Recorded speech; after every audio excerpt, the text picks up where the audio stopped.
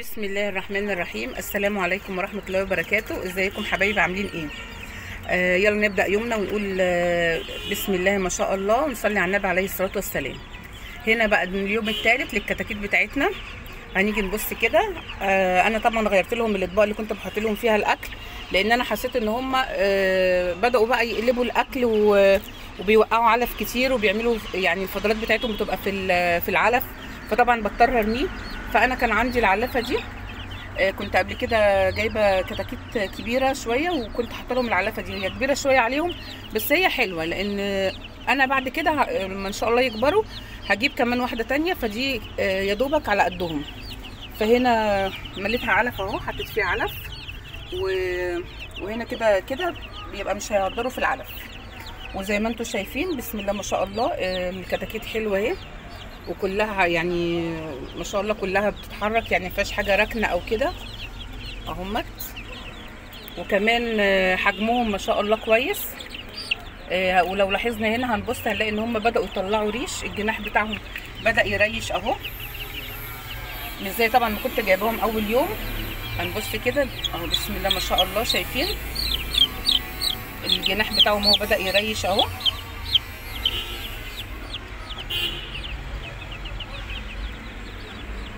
طبعا احنا شويه قدام العشه دي طبعا صغيره عليهم، شويه قدام هقسمهم نصين، هخلي شويه فوق وشويه اخليهم في عين من اللي تحت دولت، علشان طبعا لازم ياخدوا راحتهم في المكان، ولازم عشان يعرفوا يتحركوا كويس وياكلوا كويس ويشربوا كويس، ما نلاقيش فيه عندنا تفاوت في الاوزان، او نلاقي مثلا حجمهم ما خدش الحجم الطبيعي بتاعه. برده هنوزن مع بعض بعد 10 ايام، هنشوف الكتكوت وصل لقد ايه، ونشوف هل هو فعلا بيكبر بمستوى بمعدل كويس، ولا في تفاوت في الاوزان او وزنهم قليل او كده. طبعا احنا متابعين مع بعض. طبعا الاول خالص الفرشه بتاعتهم غيرتها لهم زي ما انتم شايفين كده، فرشت لهم فرشه نظيفه، وبعدين حطيت لهم العلف. دلوقتي بقى مش هحط لهم ميه انا، لان النهارده الجو ساقع شويه، وزي ما انتم شايفين كده انا طبعا بالليل بغطيهم، لازم اغطي الباب بتاع العشه. الباب بتاع العشه ده السلك ده انا لازم بغطيه، ما بسيبوش كده، لان دول في البلكونه، فطبعا الهواء وتيار الهواء فممكن يتعبهم. فانا طبعا بغطي بالليل الباب بتاع العشه دوت، وبصحى الصبح بشيل من عندهم الغطا وبحط لهم اكلهم وبغير الفرشه بتاعتهم وكده. فدلوقتي انا هحط لهم خلطه من الحلبه واليانسون، هحطها لهم بدل الميه هيشربوها، منها هتنشط الدوره الدمويه بتاعتهم، ومنها هتبقى مفيده ليهم، وبنعلي بيها كفاءه العلف. وطبعا احنا متفقين من الاول خالص ان احنا مش هنستعمل اي ادويه بيطريه خالص، الا بقى في حاله الضروره قوي، لما نلاقي فعلا ان الدنيا مش مظبوطه لا قدر الله، يعني هنستعمل، نبدا نشوف الادويه اللي احنا ممكن نستعملها ليهم ايه.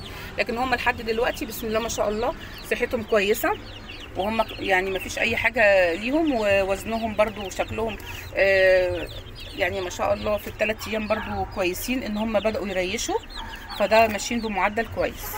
هروح اجيب لهم الحاجه اللي هيشربوها وهاجي على طول. هنا الحلبه بتاعتهم اهيت واليانسون، هاخده هصبه في المكان ما بيشربوا، في الطواجن اللي بيشربوا فيها.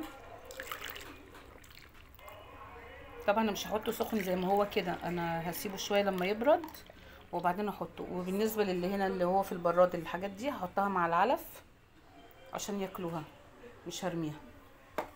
حبيبتي لو وصلت لحد هنا يا ريت تعملي لي لايك وكومنت وشير، وعايزه اشوف التعليق بتاعك.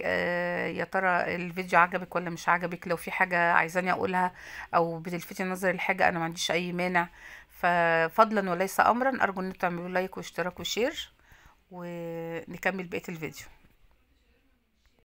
طبعا ما بنحطش للطيور بتاعتنا لا الحاجه اللي بيشربوها لا سخنه قوي ولا بارده قوي ولا حاجه ساقعه، لا بنحط بالميه العاديه اللي هي فتره، اللي هي زي في الحنفيه بالظبط كده. ما بنحط لهمش حتى في الحر، ما في ناس تقول نحط تلج ونحط حاجات في الميه، لا هو بالميه اللي هي العاديه بتاعتنا بنفس درجه الحراره اللي هي موجوده بيها. ما بن ما بنخفضش درجة حرارة المشروب اللي هما بيشربوه او بنحط لهم حاجات سخنة، لا كل ده غلط، لان كل ده بيعمل اسهالات واحنا طبعا عايزين نحافظ على الطيور بتاعتنا، وخاصة الطيور دلوقتي غالية جدا والعلف غالي جدا. فنبقى واحنا بنأكل الطيور بتاعتنا نبقى واخدين بالنا من كل حاجة، واخدين بالنا من نظافتهم، من أكلهم، من شربهم، نبقى منتبهين ليهم كويس جدا. لان احنا بنجيب حاجات بتبقى غالية، واحنا عايزين نطلع بطيور كويسة صحية عشان احنا هناكلها، مش هنرميها او احنا هنجيب ونرمي فلوس على الارض. لا، احنا بنجيب الحاجة غالية علشان نربيها، عشان ناكل حاجة ما فيهاش هرمونات، ما فيهاش اي ادوية. فبنحاول بقدر الامكان ان احنا نخلي الطيور بتاعتنا تطلع بطريقة صحية وبطريقة سليمة، وبعيد عن الادوية وعن الهرمونات وعن اي حاجة، وتبقى متربية قدامك. فضمن نظافتها، ضمن اكلها وشربها ايه، وعارفة انت اكلتيها ايه وشربتيها ايه.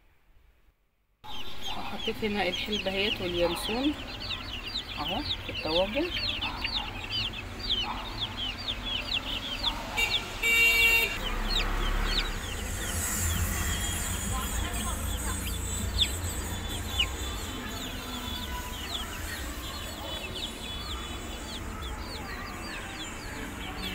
الكتاكيت بتشرب الحلبة، هي بتحبها على فكرة، يعني ما بتستغربش طعمها، لان هي مفيدة جدا ليهم. فلازم من وقت لتاني نعمل لهم حلبة، نعمل لهم حاجات برضو من اللي احنا بنشربها، حاجات برضو موجودة في البيت، يعني ما بنكلفش نفسنا حاجة زيادة من بره. وهنا الحبوب بتاعت الحلبة اهي واليانسون انا حطيتها مع العلف.